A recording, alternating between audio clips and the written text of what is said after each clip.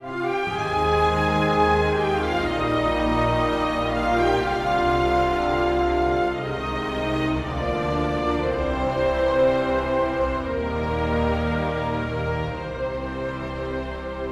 au mariage de Linda et Michel. Je suis le pasteur Jacques Magnon, c'est moi qui vais présider la cérémonie. Je suis content de tous vous accueillir. Avant la cérémonie, les mariés ont fait une petite vidéo qui raconte un petit peu leur histoire.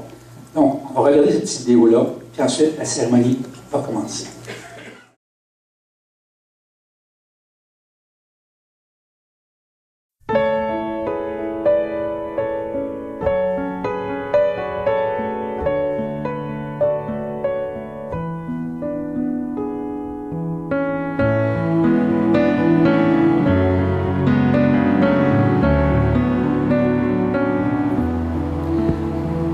Pour vous dire, pour Michel et Linda, comment ils se sont rencontrés, eh bien, c'est ici. Je connaissais Linda depuis quelques années. Et puis, j'ai eu un ordinateur. Et puis, Linda m'a montré à comment aller sur Internet, puis comment employer ce beau petit bijou-là. Et puis, on a appris à... On a développé une amitié toutes les deux. Et puis... durant l'été, je suis allée à une rencontre de célibataires à C+, et j'ai rencontré Michel. Et Michel est devenu mon ami. Et puis, avec le temps, tout en parlant avec Linda et Michel, j'ai vu des similitudes entre les deux. Mais je ne leur ai pas dit. Qu'est-ce que j'ai fait? J'ai attendu pour connaître Michel un peu plus. Puis...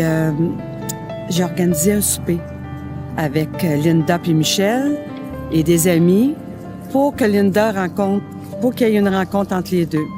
Et ce fut la soirée qui a déclenché cette belle rencontre qu'on va voir aujourd'hui, parce que aujourd'hui ils s'unissent dans les liens du mariage. Et je suis bien contente pour les deux, puis que Dieu vous bénisse, puis je vous aime.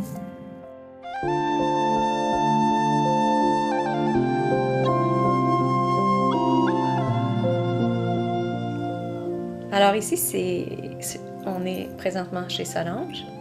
C'est ici qu'on s'est rencontrés, moi et Michel. Puis je me souviens du premier soir où Solange avait invité quelques personnes. Puis dans toutes les personnes, il y avait un bel homme qui s'appelait Michel Dumont. Alors Solange m'avait parlé auparavant que elle avait quelqu'un qu'elle connaissait, puis il était très gentil, puis elle voyait que c'était quelqu'un probablement qui était fait pour moi. Alors moi, je n'avais pas d'attente parce qu'elle m'avait dit entre autres que Michel jouait de la guitare, puis il chantait. Fait qu'elle a dit « Ah, mais c'est le fun. Il va être il est sûrement comme moi, puis tout ça. » Fait que... Alors, j'ai décidé que j'amenais ma guitare ce soir-là, puis qu'on allait chanter des chants. Parce que moi, mon but premier, on rencontrait des célibataires, mais mon premier objectif était surtout d'avoir une soirée où on pouvait jouer de la musique ensemble puis louer le Seigneur. Parce que je me disais, OK, ce gars-là, il vient de Montréal en plus. Alors, pour moi, dans mon cœur, il n'était pas vraiment question que je tombe en amour avec un gars de Montréal. Alors, c'est pas grave, le Seigneur savait toutes choses. Puis, fait que c'est le fun. Alors, j'ai vu cette soirée-là dans Michel, après qu'on ait partagé, plus que partagé dans le fond, joué quelques chants ensemble. J'ai vu qu'on avait une belle complicité. Puis, ce qui était le fun, c'était qu'on faisait... Je pouvais faire des voix avec lui, puis nos voix, c'était cute ensemble. Ça fait qu'on a chanté quelques chants, puis après, c'est ça, on a échangé quelques paroles et mon email.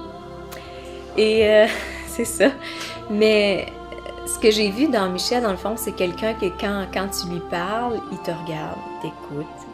C'est un homme que je trouvais qui est encore d'ailleurs. Quelqu'un qui vraiment te donne toute son attention. Aussi, sa gentillesse dans divers événements qui étaient arrivés ce soir-là.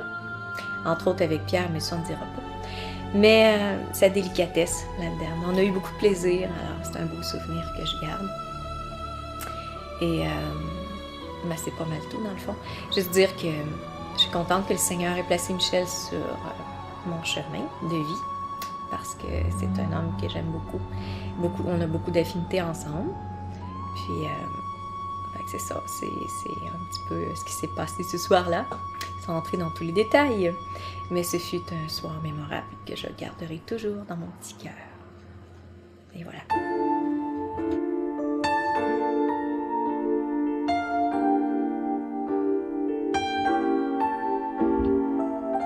Bon, alors c'est à mon tour de vous conter comment est-ce que j'ai rencontré Linda. Comme vous le savez, on s'est rencontrés chez Solange. Et puis, ce qui m'a attiré aussi, dans le fond, c'est le fait que, bon, elle jouait de la guitare, elle chantait bien. Et puis, juste la manière qu'elle parlait, pour moi, ça m'a attiré beaucoup parce que c'est une femme qui est réservée, qui est féminine, qui est intelligente. Ça, je le sais, je l'ai su plus tard, mais dans le fond, je le savais qu'elle avait un petit quelque chose qui m'attirait. Et puis, on a chanté ensemble, puis je trouvais qu'elle avait une très belle voix, moi aussi. Et puis là, le restant de la soirée, on a commencé à parler un peu plus. Puis, à un moment donné, on est sorti toute la gang que Solange avait invitée. Puis on était à l'extérieur, puis on a commencé à se parler, bon, ses goûts, les miens, puis il y avait beaucoup de choses qu'on avait ensemble, beaucoup de points en commun que je trouvais, puis je la trouvais tellement fine, puis t'es fine. Puis c'est ça, j'ai demandé son email, parce que j'avais pris des photos, puis c'est comme ça que tranquillement, on a commencé à se parler au téléphone, s'envoyer des emails, puis jusqu'à un moment donné, on se rencontre, puis on voit qu'on a encore plus de points en commun. Puis, mais c'est là qu'aujourd'hui, mais je veux te donner le restant de ma vie, mon amour. Voilà.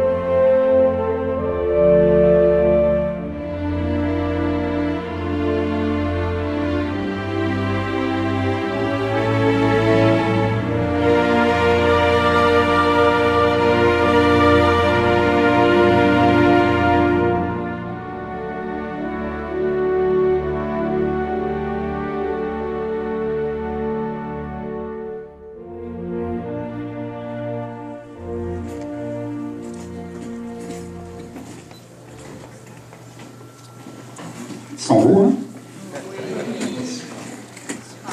Michel et Linda, nous sommes réunis, selon votre convocation, sous le regard de Dieu et en présence de ses témoins, pour entendre vos vœux et célébrer votre union dans les liens sacrés du mariage, selon l'ordonnance de Dieu et les lois de cette province, et pour implorer en votre faveur la bénédiction de notre Seigneur.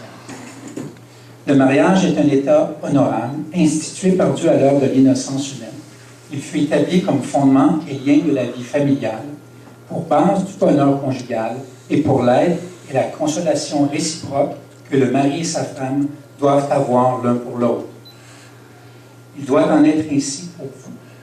Si vous avez à cœur de l'embellir, de l'adoucir par vos tendres soins, votre prévenance dans les petites choses, votre patience et vos sacrifices l'un pour l'autre. C'est pourquoi on ne doit pas embrasser le mariage d'une manière frivole ou irréfléchie, avec révérence, discrètement et dans la crainte de Dieu. C'est donc dans cet état honorable que Michel et Linda désirent maintenant entrer. Et avant de continuer cette cérémonie, je vais vous demander de pencher la tête. Nous allons prier Dieu afin que cette cérémonie soit avec lui, par lui et entre ses mains. Alors, courbons nos têtes. Bon Père Céleste, c'est devant toi, Seigneur, que nous venons aujourd'hui pour implorer ta faveur, ta grâce pour Linda et Michel, pour chaque couple, pour chaque personne dans ce lieu. Puisses-tu, Seigneur, faire que cette cérémonie puisse nous toucher tous, qu'elle puisse nous faire du bien parce que tu y es, parce que tu es présent au milieu de nous.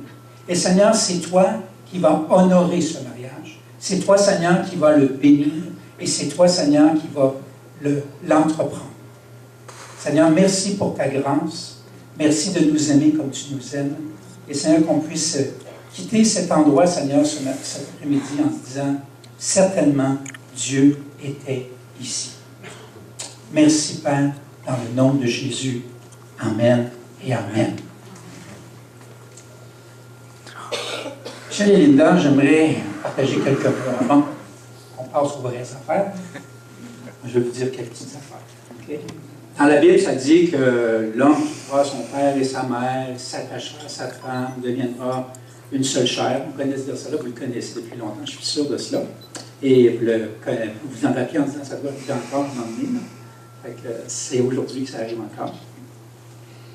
Les problèmes dans le couple, ça commence surtout quand c'est pas le problème, c'est pas de se marier, c'est pas de devenir une seule chair. C'est quand il y en a un des deux qui décide quelle chair il faut devenir. C'est une blague, ça. Okay, quand on choisit laquelle des deux on peut devenir et qu'on en perd un, c'est ce qui peut arriver. Le mariage, c'est une des plus belles affaires qui arrivent dans la vie. D'une personne et de deux personnes, évidemment, parce qu'on ne se marie pas tout seul. Donc, c'est une des plus belles choses qui peut nous arriver. C'est une bénédiction, c'est une grâce, c'est une chose extraordinaire. Je ne parle pas de la cérémonie. Vous savez, les cérémonies, c'est toujours beau. Ils sont toujours beaux, les mariés. Tantôt, j'ai vu les photos, d'autres photos de mariage. Ils sont super beaux, les mariés. Mais c'est le mariage, ça commence aujourd'hui. Et ça s'étire dans le temps.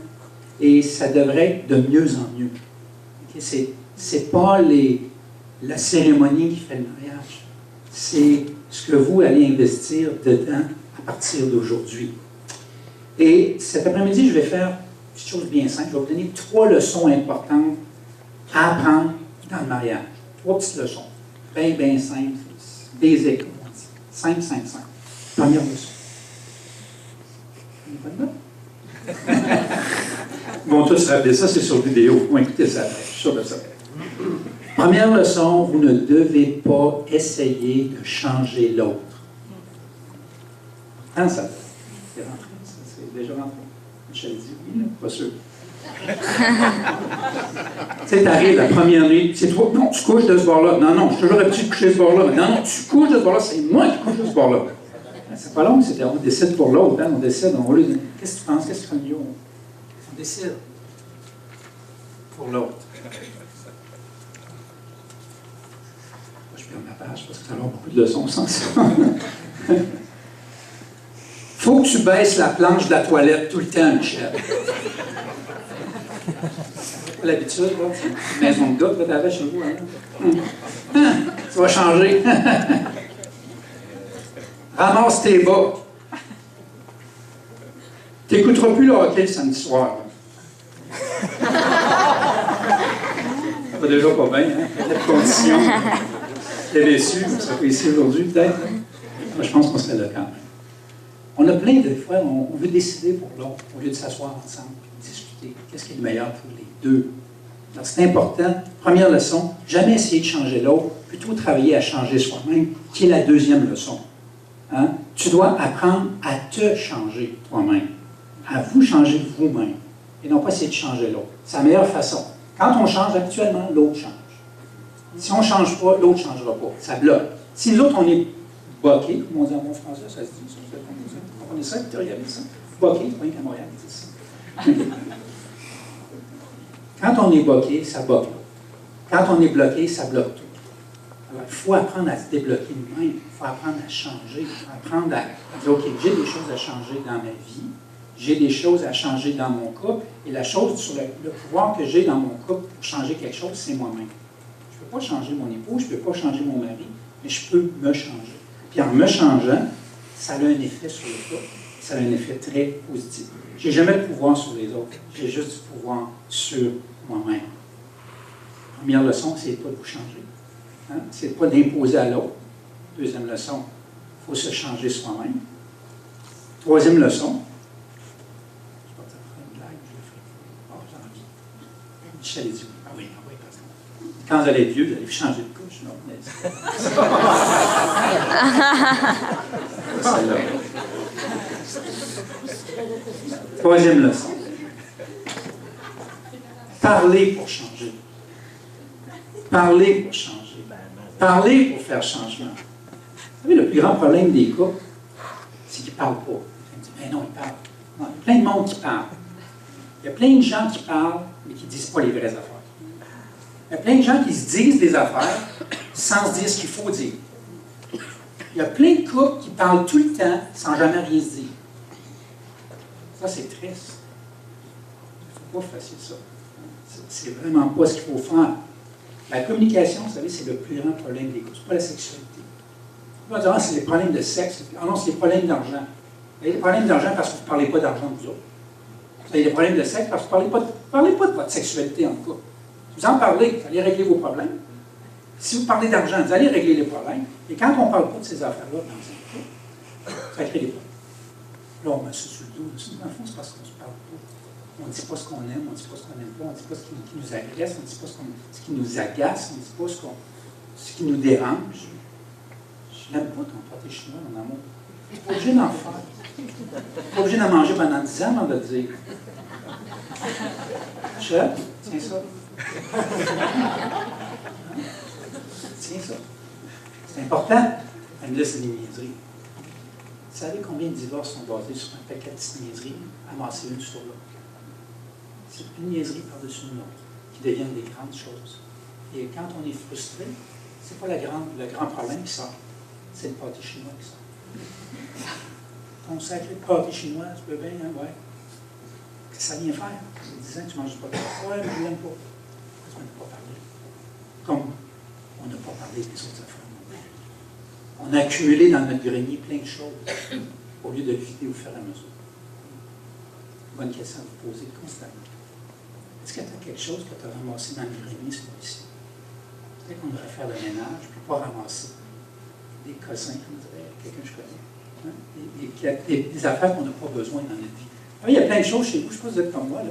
Il y a plein de choses chez vous que vous dites, on va le garder en cas où. J'ai quelqu'un dernièrement, ils ont déménagé il y a 10 ans, puis il y avait près 25 boîtes dans la grange en arrière, qui n'ont jamais ouvert depuis qu'ils sont déménagés. Là, ils se préparent à déménager encore. Ils vont transporter les 25 boîtes qui n'ont jamais déballé. C'est quand même étrange, là, d'avoir plein de bagages qu'on déballe jamais. Il y a plein de choses dans nos vies qu'on ne déballe pas l'un vers l'autre. Puis ce qui fait un monde. C'est important de se parler, de vraiment dire les vraies affaires. Il y en a qui disent, oui, mais nous autres, on communique beaucoup. Tu sais, de la communication, il y en a tous les jours. C'est Internet, c'est plein de communication. La radio, la télévision, il y a plein de communication. Mais il n'y a pas de communication. On peut se dire des événements, on peut se dire des faits, on peut se dire plein de choses. Est-ce qu'on communique vraiment? Est-ce qu'on partage vraiment l'essentiel de ce qu'on veut vraiment devenir ensemble? Est-ce qu'on partage notre projet de vie? Est-ce qu'on partage des obstacles à notre projet de vie? C'est important de parler, de communiquer, de se faire ensemble un pacte d'intégrité. On va se dire tout ce qu'on peut se dire. On va dire tout ce qui est possible qu'on peut se dire. On va le faire, on va se faire un pacte ensemble, d'être vrai. Vous savez, on peut faire un mariage médiéval. C'est beau, hein? Moi, je trouve ça beau. C'est super beau. Il y a plein de petits objets, tout ça, c'est super beau. Mais un mariage, la vie du mariage, elle n'est pas costumée. Le but, c'est d'arriver d'être de plus en plus à nu, pas de costume, pas de maquillage. La vraie, d'être vrai, d'être soi. Quand on se fréquente, souvent, on essaie de s'idéaliser, on essaie d'être ce que l'autre aimerait bien qu'on soit. Quand on se marie, on essaie de retrouver qui on est vraiment. C'est ça qu'il faut faire, pas se perdre. Bien, bien important. D'être vous-même. Soyez vrai. Vous allez être gagnants. Pas le flafla dans la vie. Soyez vrai. Les gens vrais, là, on les reconnaît. On les voit, on dit waouh, ça, c'est des gens qui s'aiment. Ça, c'est des gens sincères. Ça, c'est des gens qu'on les regarde, on dirait qu'il n'y a pas d'artifice. C'est un sourire vrai, là, tu sais. Ils se tiennent par la main, on a l'impression que le courant passe tout le temps, même si ça fait 25 ans, 30 ans qu'ils sont mariés. On sent que le courant passe toujours parce qu'ils sont vrais. Il y en a d'autres, ben, on sait qu'ils font ça parce qu'il faut le faire. Il y en a qui c'est comme ça. C'est pas ici, là. Mais il ne faut pas que ça soit comme ça. Ici, il n'y a pas personne. C'est ça. Une leçon bonus. Je mets 3, là. Une petite leçon bonus. Okay. Ah non, je t'en qu'à être là, c'est gratuit, ça.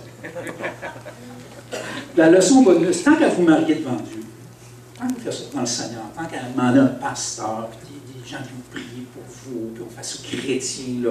Tant qu'à faire une cérémonie chrétienne devant Dieu, pourquoi pas vivre pour Dieu tout le temps dans votre couple? Pourquoi pas juste, pas simplement lui dire, on va avoir Dieu dans la cérémonie, mais avoir Dieu toute notre vie ensemble. Le mariage, ce n'est pas juste une journée. C'est un grand chemin. C'est un chemin important. Il y en a pour certains, c'est une aventure. Parce qu'une aventure, ça commence, ça finit. Mais pour vous, ce n'est pas une aventure. Ce n'est pas quelque chose qui va commencer et qui se termine dans 5 ans. Pour vous, c'est un grand voyage qui va se terminer avec, malheureusement, la mort d'un ou deux, ou avec bonheur, l'enlèvement par Jésus de Dieu en même temps. Ça serait extraordinaire. Mais le mariage, ce n'est pas une journée. C'est un grand voyage. C'est tous les jours avec Dieu, tous les jours devant Dieu, tous les jours en relation ensemble. La Bible dit, la corde à 3 brins ne se rompt pas facilement. Alors aujourd'hui, vous vous unissez ensemble à 2, mais on ose souhaiter, dans ce mariage, que vous êtes en train de faire une union spirituelle avec Dieu aussi en vous, et devenir cette corde difficilement brisable. Il sera là avec vous, soyez là avec lui. Non, merde, c'est tellement petit.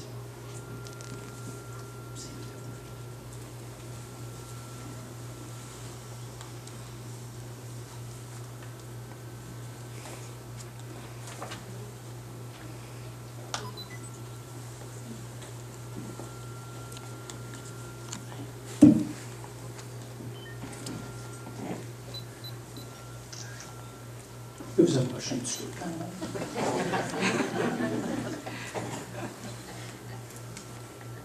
Veux-tu, Michel, prendre cette femme pour ton épouse afin de vivre ensemble selon l'ordonnance de Dieu dans l'état saint du mariage? Veux-tu l'aimer, la consoler, l'honorer, lui demeurer attaché dans la santé, dans la maladie et renonçant tout autre, te garder seulement pour elle tant que vous vivrez tous les deux? Oui, je le veux. Veux-tu, Linda, prendre cet homme pour ton mari afin de vivre ensemble selon l'ordonnance de Dieu? Dans l'état saint du mariage, veux-tu l'aimer, le consoler, l'honorer, lui demeurer attaché dans la santé et dans la maladie, et renonçant à tout autre, te garder seulement pour lui, tant que vous vivrez tous deux? Oui, je le veux. C'est déterminé. On va passer maintenant aux vœux que les mariés ont écrits eux-mêmes.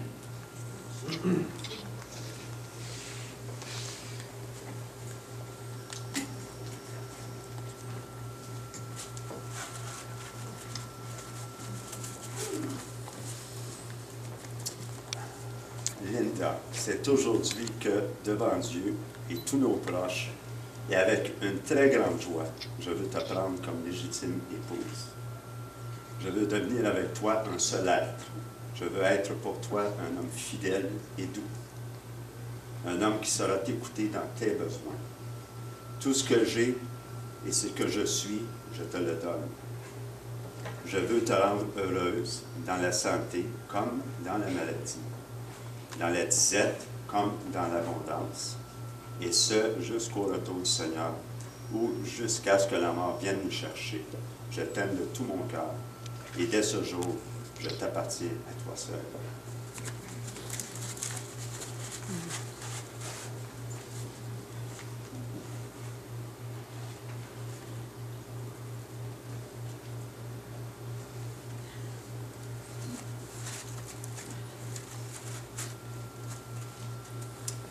Michel, c'est aujourd'hui que devant Dieu et devant ses témoins, je te consacre ma vie et mon amour dès aujourd'hui.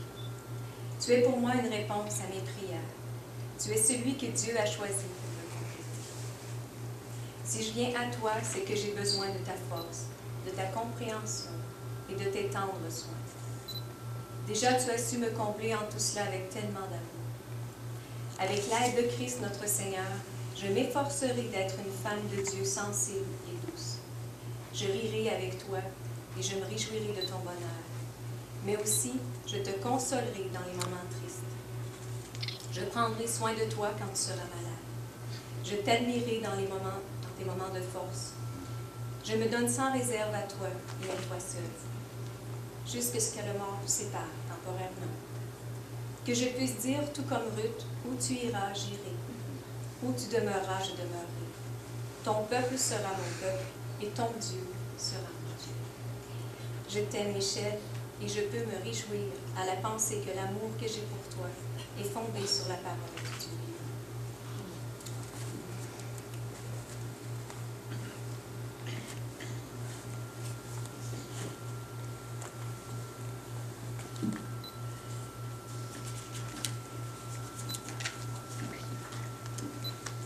Témoignage et en gage de l'alliance maintenant faite entre vous. L'époux mettra un anneau au 4e doigt de la main gauche de l'épouse et l'épouse de même au 4e doigt de la main gauche de l'époux.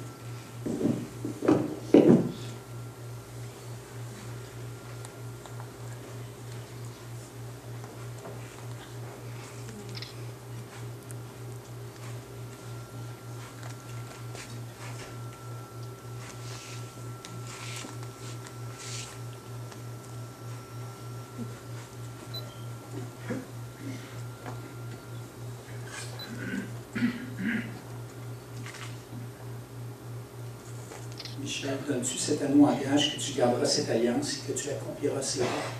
Oui.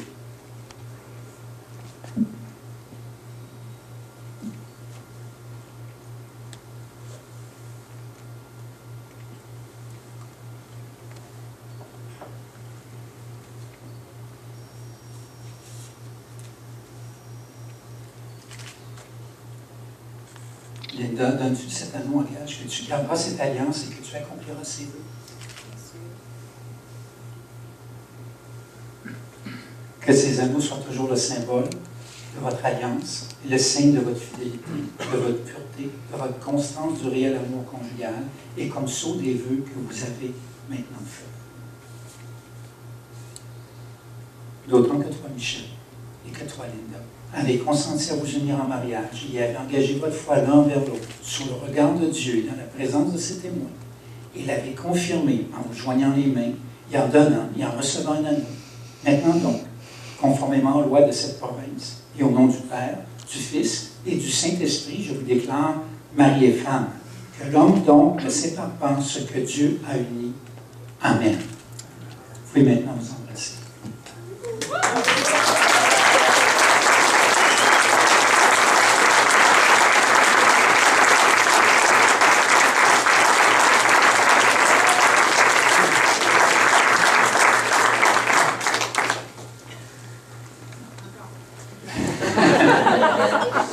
Regarde à manquer son couple, il a commencé.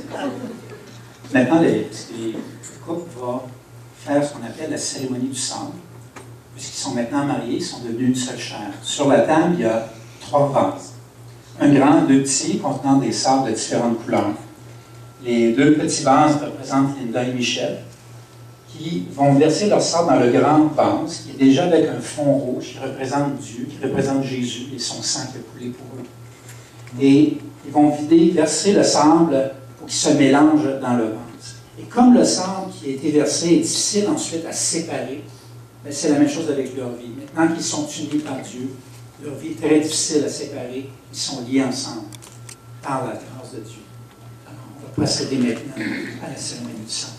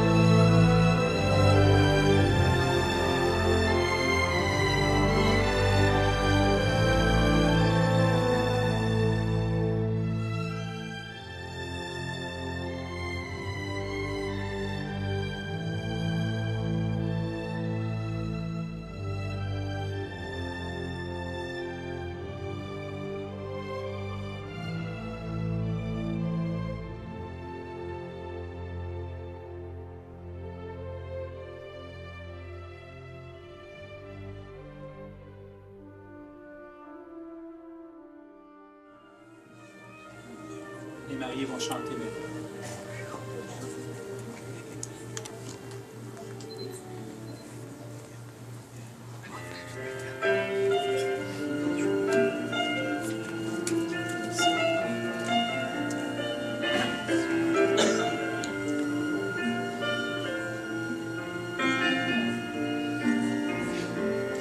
Nous voici réunis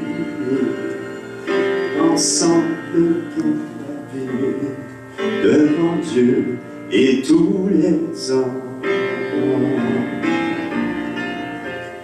Nous serons une famille dans un foyer qui sera le nôtre, et avec Dieu nous bâtirons.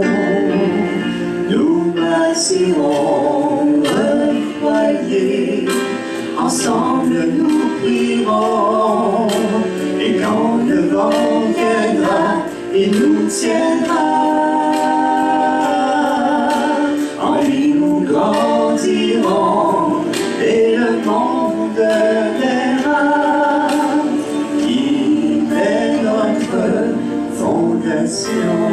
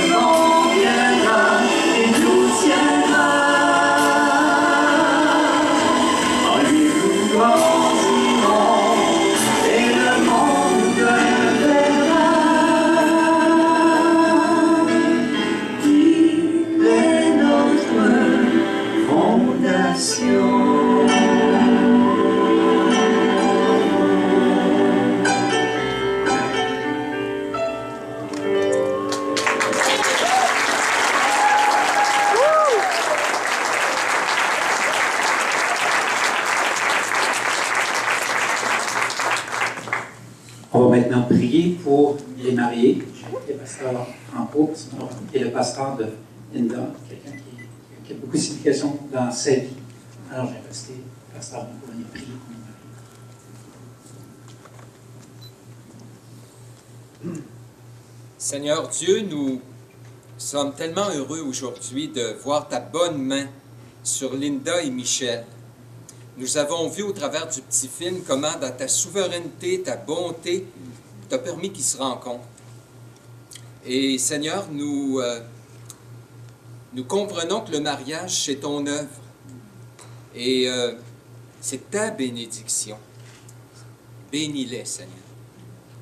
Seigneur, nous avons entendu également leurs vœux, ce beau chant qui démontre un peu leur désir, leur attitude, ce sur quoi ils veulent se baser pour réussir. Accompagne-les, Seigneur. Seigneur, je veux te prier pour Linda, dans sa relation avec toi, dans ses temps de lecture, de prière, bénis-la richement. Garde son cœur toujours près du tien, qu'elle puisse puiser en toi sagesse, force, amour, tout ce qu'elle a besoin pour réussir et te glorifier. Et je te prie pour Michel également, Seigneur. Bénis sa communion avec toi, son amour pour ta parole. Fais de lui un homme de prière dépendant de toi, Seigneur, pour que ta grâce, ta puissance se manifeste également dans sa vie. Seigneur, qu'il t'honore, te plaise, te glorifie, que le monde voit qu'il t'appartienne, pour qu'en toute chose, Seigneur, tu reçoives gloire, honneur, louange. Tu en es digne, Seigneur. Merci de bénir ce mariage. Au nom de Jésus, on te prie. Amen. Amen.